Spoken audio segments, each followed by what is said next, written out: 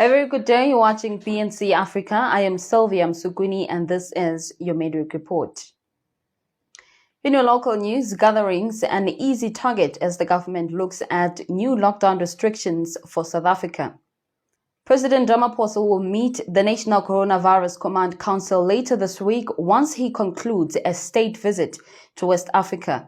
The president is only likely to address the nation on any new developments around lockdown restrictions and vaccination mandates on Sunday, the 12th of November 2021, says the economist at the Bureau for Economic Research. In a research note on Monday, 6 December, the group noted that while Gauteng has seen a significant increase in COVID-19 cases, the number of hospitalizations and deaths have remained relatively low. This could change in the coming weeks as hospitalizations lag infections, but it also makes it difficult to justify the higher lockdown restrictions, the BER said. The exception could be restrictions on gatherings, which the country's adjusted level 1 lockdown currently allowing gatherings of up to 750 people indoors and 2,000 people outdoors. President Ramaphosa himself has flagged gatherings as a potential cause for concern over the December holiday period.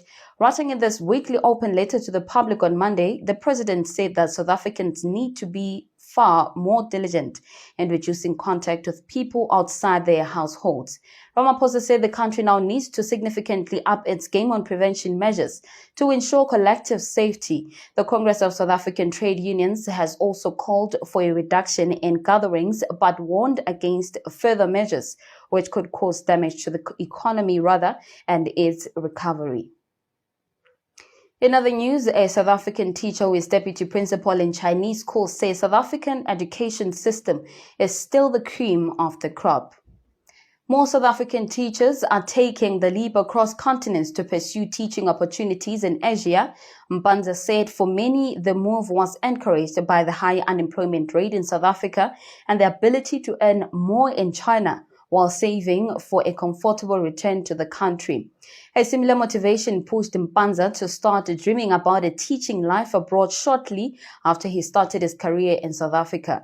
Mpanza said after completing matric, he had taken a gap year and worked as a waiter and later managed restaurants in Palito area. A need for something more secure led him to applying for his education degree at the University of Pretoria. After qualifying and working in Mpumalanga in Gauteng schools, Mpanza said he longed for more.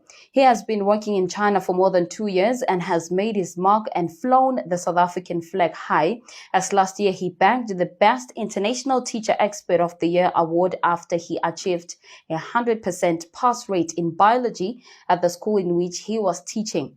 Around 95% of the pupils he taught achieved straight A's.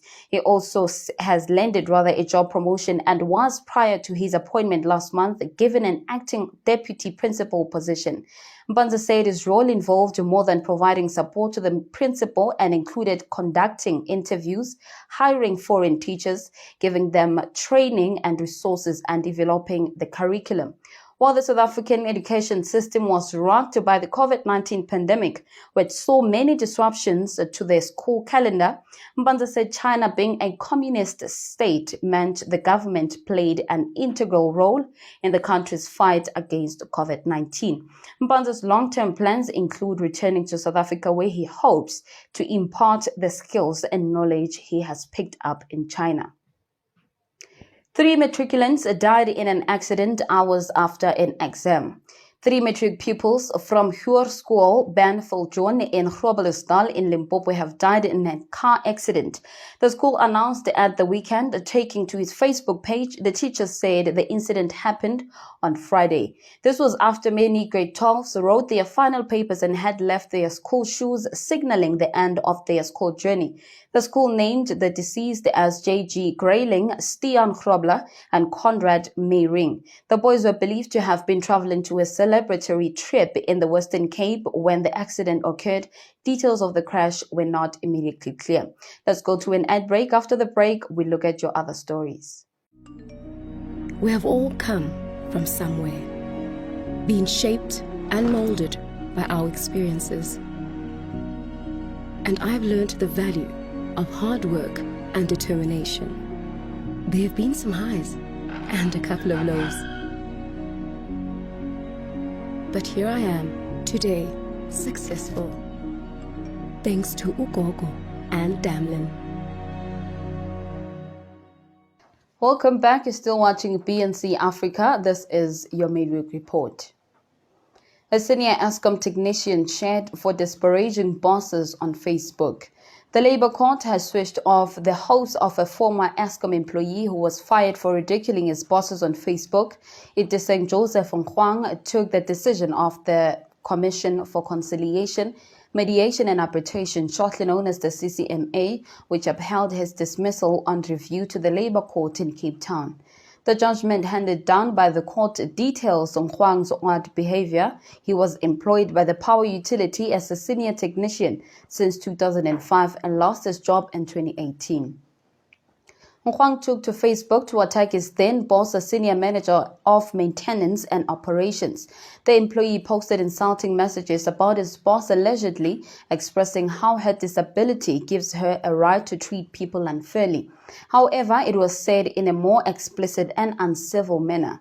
He then continued with his harsh comments directed to his general manager, remarking that he doesn't regret what was said about his boss and is not afraid of her. At the time, both managers had never met Nkwang. He was hauled before a disciplinary hearing. A pricing manager at Eskom chaired the disciplinary hearing and was not spared from Nkwang's post, as the manager did, however, lodge a grievance against Nkwang's following his Facebook post. He was charged, a disciplinary inquiry was conducted, and he was fired. He did not take the fight laying down and dragged Eskom to the CCMA. Nkwang told the CCMA he was not on duty when he posted the messages on Facebook. He argued, among other things, that an employer cannot charge an employee for something done outside the workplace. He complained he was dismissed while on sick leave and in possession of a medical certificate. He accused the manager who heard the disciplinary hearing of being biased against him during his first disciplinary hearing and claimed he had predetermined the outcome. There was nothing insulting towards the manager in the Facebook post, and he said he was being vilified for telling the truth. The manager also misunderstood what he meant by idiot, as he said, and he told the CCMA. He also said the Eskom was inconsistent because other employees also posted issues with the power utility on Facebook. Nkwang said social media rules were only sent to employees after his dismissal. A shocking truth on electric cars in South Africa. Proponents of a wholesale switch to electric cars haven't considered how this might punish consumers in lower to middle income countries, where they are mostly out of reach, not to mention left powerless by Eskom TAP utilities and a lack of government-provided infrastructure. John Kane Berman of the Institute for Race Relations has a pragmatic look at the likely global situation in a few decades, despite the immense hype being generated by a strong segment of car manufacturers and climate change activists. He concludes that tax breaks favor the rich, punish the poor taxpayers with the highly questionable net carbon emission reduction.